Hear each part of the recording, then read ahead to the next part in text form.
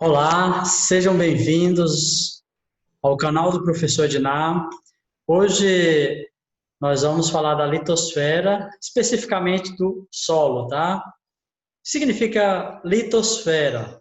Litosfera é uma palavra grega que significa esfera de pedra, tá? A palavra litos significa pedra e esfera, esfera, ou seja, uma esfera de pedra, uma bola de pedra, tá?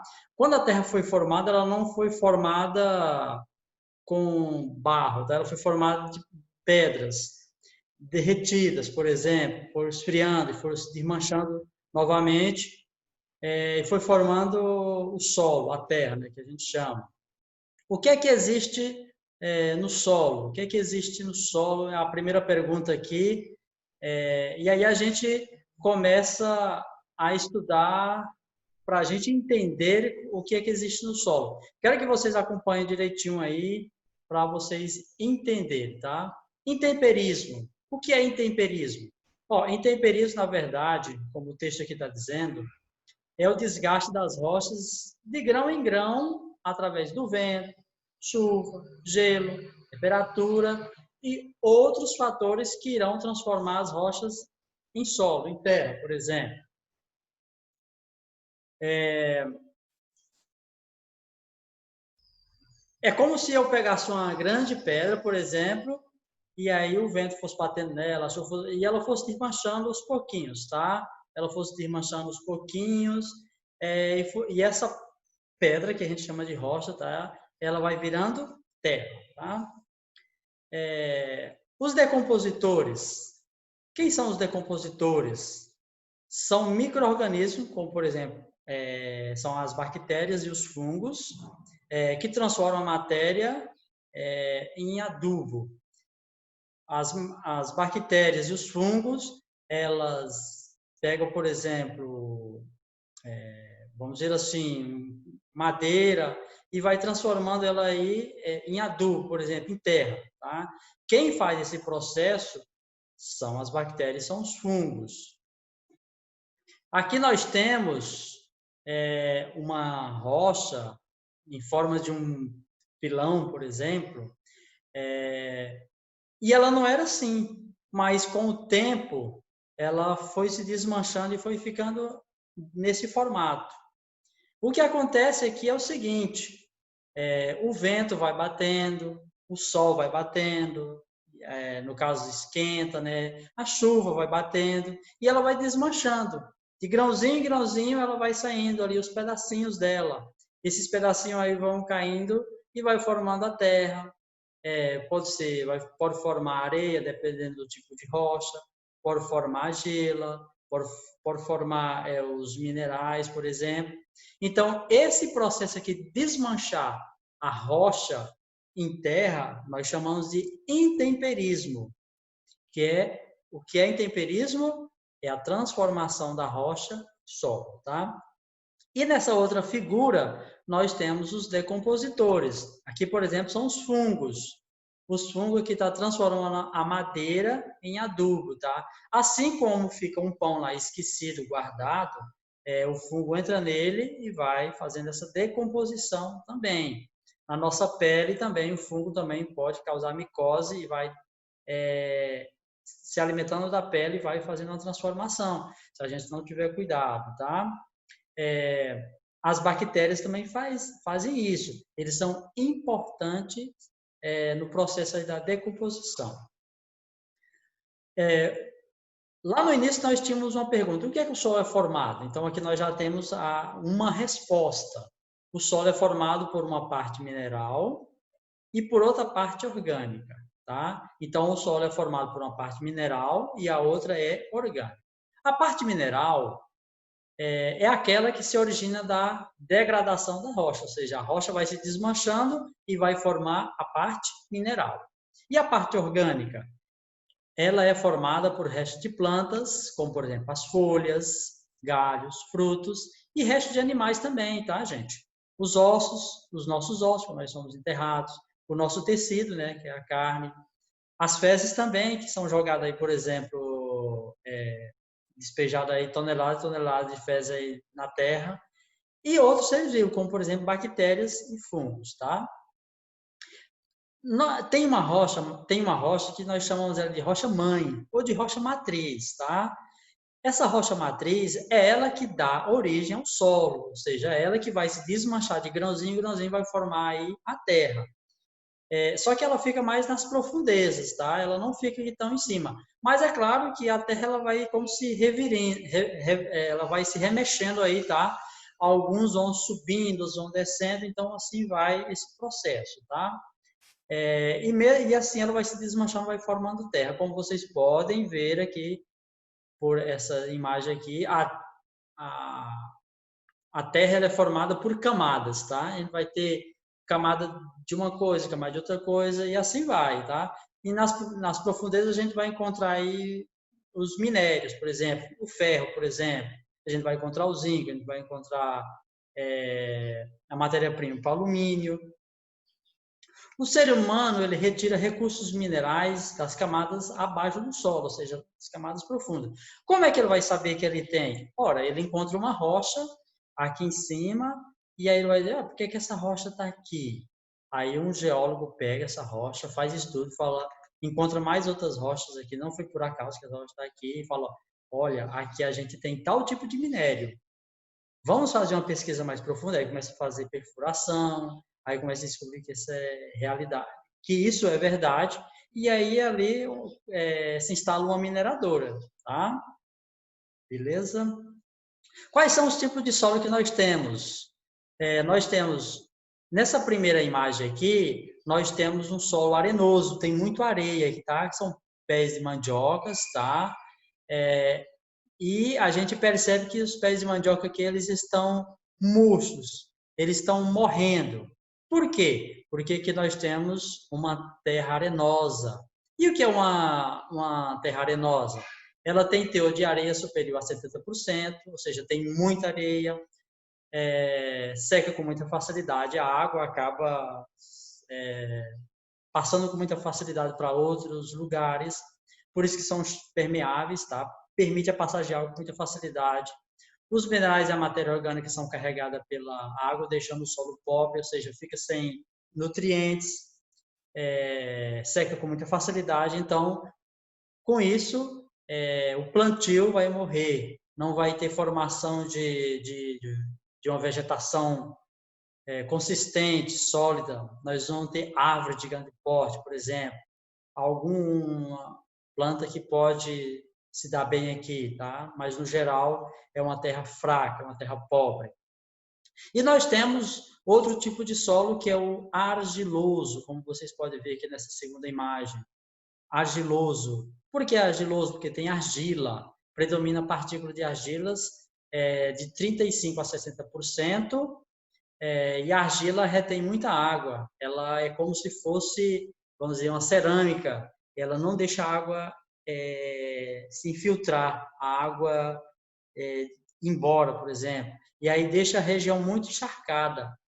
Água demais mata a planta. Então, se não tem água, se não tem água, a planta vai morrer. Mas se tem água demais também irá morrer, tá? Então, um solo argiloso não é bom para o plantio também, tá? Algumas plantas podem se dar bem. O arroz, por exemplo, pode até desenvolver, porque mas assim, no geral, não. Tá? E aí nós vamos ter essa terceira figura, que é um solo omífero. A gente vê aqui um pé de feijão nascendo, brotando com força, porque é um solo omífero. E por que ele é omífero? Ele tem muitos nutrientes, a cor dele é uma cor escura, significa dizer que tem muito ferro, por exemplo. Então, predomina uma matéria orgânica, que foi decomposta lá pelos micro-organismos, de folhas, por exemplo, de restos de animais. Como é rico em nutrientes, portanto, é um solo ótimo para o plantio, tá? Então, entre os três, o terceiro aqui, o solo umífero, é o melhor para o plantio, tá? Mas nós precisamos de fazer a preparação do solo. Como é feita essa preparação do solo? Olha, a gente conhece como é feita essa preparação. Essa preparação ela pode ser por enxadas, por exemplo, pode ser juntando alguns, vamos chamar assim, de garranchos, por exemplo. Mais uma coisa importante é a gente entender o seguinte: hoje nós temos em torno de 8 bilhões de pessoas. O Brasil, só o Brasil, produz alimento para alimentar cerca de 1 bilhão de pessoas. Aqui no Brasil nós só temos 210 milhões, mais ou menos. Mas nós produzimos alimentos para cerca de 1 bilhão de pessoas. O alimento que é produzido nós comemos aqui e ainda nós mandamos para outros países. Só que a população ela vai aumentar, tá? Como diz aqui, com o aumento da população humana, torna-se necessário aumentar o cultivo de alimentos, ou seja, produzir mais feijão, mais carne, mais arroz. Como o arroz aumentou muito, as coisas aumentaram muito, mas também a necessidade de preservar a floresta, tá? Há uma cobrança muito grande por a questão de preservar a floresta, embora o Brasil é o país que mais preserva floresta no mundo, tá, gente? Outros países aí, na verdade, eles não têm o que nós temos aqui de recursos naturais, por exemplo. O desmatamento ele é feito com o quê? É feito com tratores, por exemplo, aquelas correntes, ou o próprio trator derrubando, com serras. É feito com fogo, as pessoas colocam fogo de forma indiscriminada, colocam fogo no tempo errado, no tempo que está muito quente, no tempo que está muito seco, então o fogo acaba passando de uma roça para outra, de uma fazenda para outra, e aí perde o controle, mesmo as pessoas jogando muito água com avião, não tem que dar. Então, essa é uma parte importante. Além disso, a atividade agrícola é feita de forma não apropriada, quando ela é feita de uma forma errada, por exemplo. A pessoa não tem conhecimento para cultivar a sua terra e acaba fazendo algo errado com a terra, e ela acaba perdendo a terra vai ficar pobre, vai se tornar uma terra arenosa, só com areia, não presta mais para nascer nada. A pessoa vai dizer, antigamente aqui eu plantava e tudo nascia, hoje já não tem mais força, morre com facilidade. Às vezes não é a falta de chuva, tá? Com isso vai deixar a terra, o solo desgastado, e aí que vai entrar o agrônomo, é que vai entrar o biólogo, é que vai entrar os engenheiros agrônomos, por exemplo, engenheiros nas diversas áreas aí do solo, por exemplo, para tentar reverter os danos que foram causados por alguém que não soube cultivar a sua terra. Tá? Aqui nós temos uma técnica que é arar. Por que arar? Ora, às vezes a terra ela vai se compactando, ela vai ficando tão dura que aí não entra água, precisa de entrar oxigênio, igual nós vamos entrar oxigênio, a terra também precisa de entrar também, tá? Então, se entra oxigênio para os nossos pulmões, para a terra, também precisa entrar também.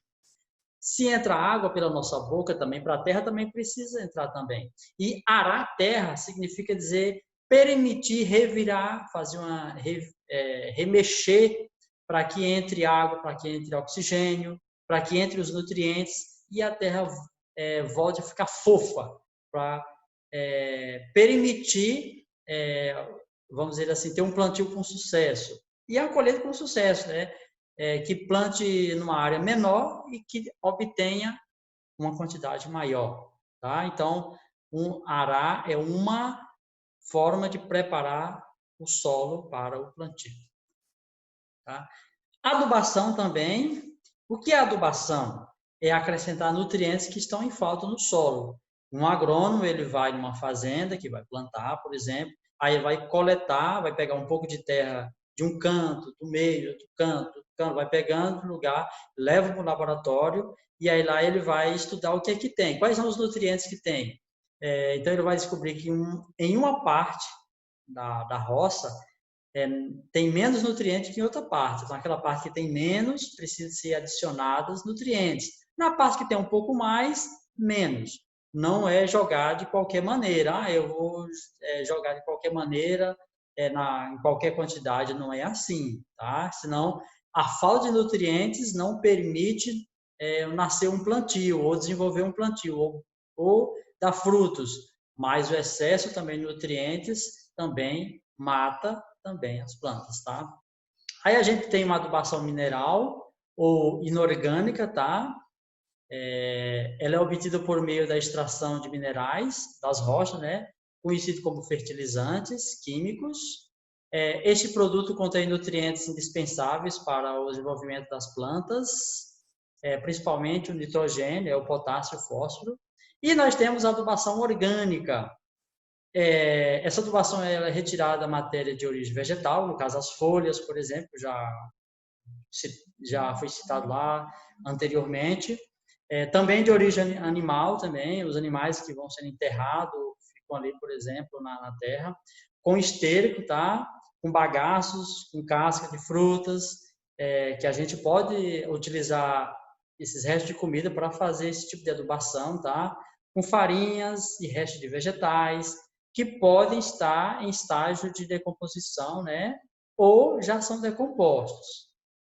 Então, a adubação orgânica a mais recomendada, porque ela vai ter uma força maior. Mas é claro que se torna mais caro e às vezes não é o suficiente produzir adubo orgânico para uma fazenda grande. Então, no caso, entra a adubação mineral ou inorgânica. Tá? E qual é o papel da água nessa questão aí do solo, por exemplo, na questão do plantio? Tá?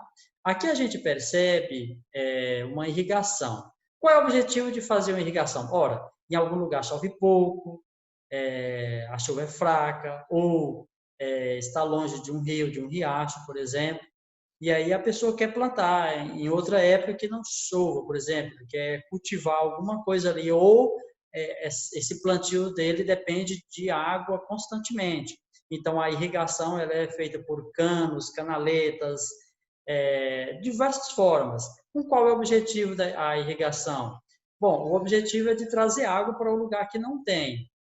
Então, é uma técnica imprescindível, em virtude de boa parte da produção de alimentos ser dependente dela, tá? Depende da água, sobretudo em regiões mais áridas e com pouca chuva, tá? O semiárido no Nordeste, por exemplo, chove às vezes 2, 3 meses e passa o resto sem chover. Então, uma irrigação é o suficiente para, vamos dizer assim, para desenvolver uma cultura, por exemplo, um plantio, tá? Ter uma rentabilidade fora da época que não está chovendo, tá?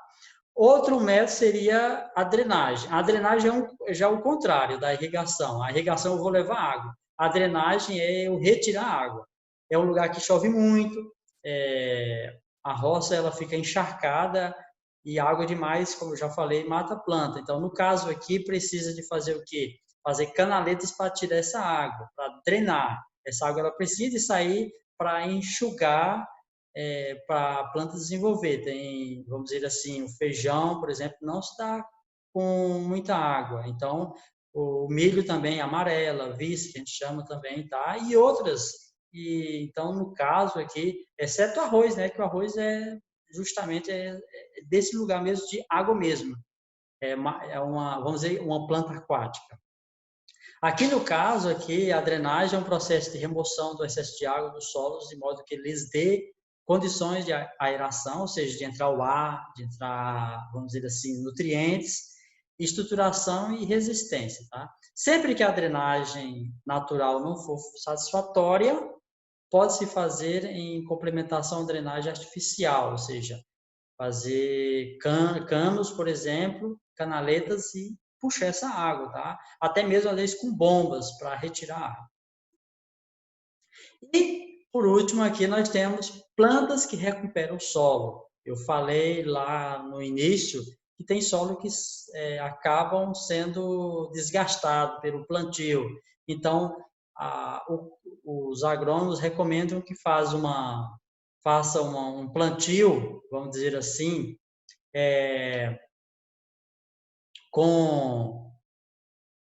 vamos dizer assim, com uma rotação de cultura, chamada rotação de cultura. Nesse caso aqui, as leguminosas, por exemplo, a soja, elas é a mais indicada. São plantas mais eficientes para a adubação verde, tá?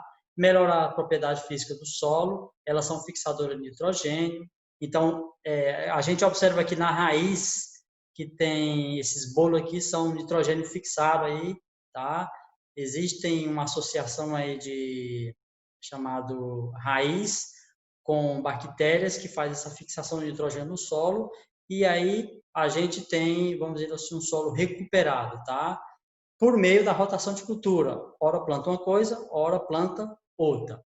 Meus queridos alunos, então é isso aqui. Um forte abraço. Até a próxima aula. Fique com Deus e tchau.